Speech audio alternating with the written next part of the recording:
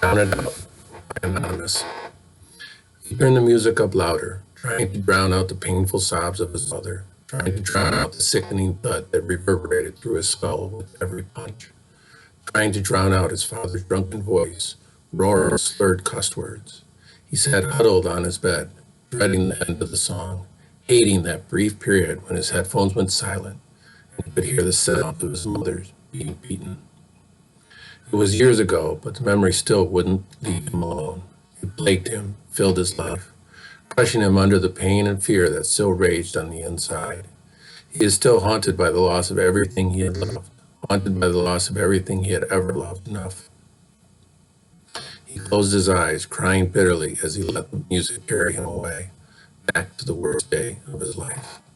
He squeezed his eyes shut as the track ended, enduring the awful sounds disrupting the silence that he longed for. I'll teach you to disrespect me, bitch. His father's angry roar shook the house.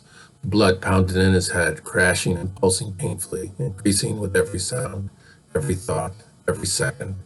He hated himself for being so weak. He wanted so badly to stand up for his mother. The only thing holding him back was fear.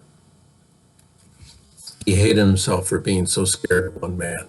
He hated himself for allowing the woman who had given him life, raised him, protected him, to suffer rather than himself. He pounded his head against the wall, needing to feel something other than the guilt and self-hate. His headphones slid off his ears, exposing him once again to the horrifying reality that was his life. Dazed, he slumped against the wall, blood trickling down, slowly down his forehead. He wiped it off angrily. His mother's cries echoed in his head. Almost of its own free will, his hand slid under his pillow, feeling his fingers slip over the now familiar grip. He squeezed it, knuckles turning white. He breathed deep, waging a war deep inside. He wanted to, he needed to. The blows were getting louder, heavier. His screams had quieted to whimpers. His headphones slid off completely as he stood up.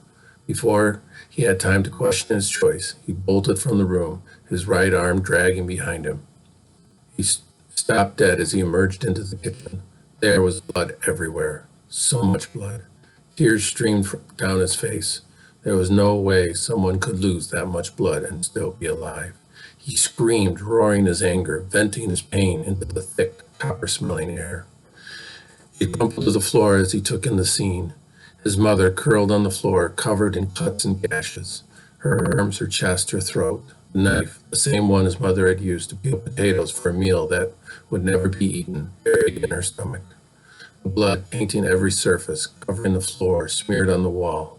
His father standing over her body, covered in the crimson liquid. Disbelief and anger etched in every inch of his being. The boy tightened his palm around the grip as it threatened to slip from his hand. The molded rubber was the only thing keeping him sane, as everything tried to overwhelm him. Trembling shakily with rage, he raised his hand. 3 words were all he said. Should have been me. He closed his eyes and pulled the trigger. He felt the kick of the gun, hearing his father's choked cry of pain as the bullet entered his chest. Fresh tears rolling down his face, he dropped the gun and scrambled across the floor to where his mother lay, lifeless. The last thing he remembered about that night was pressing his forehead to hers, his tears leaving streaks in the blood tainting her beautiful face. A slim hand on his shoulder brought him back from his reverie. He cracked open his eyes, a smile struggling to form despite the pain as her beautiful face filled his vision. She was the reason he was still alive, the reason he had found the strength to keep on. You need to go to bed, his wife said, a concerned look on her face. He grabbed her hand, feeling the immense sense of brightness that came with the feel of his skin on hers. He smiled at her, the sadness fading to a dull throb. He pulled himself to his feet, putting his arm around her. No matter what, as long as he had her in his life, everything would turn out fine. He looked into her eyes, needing her to understand how much she meant to him, how much she would always mean to him.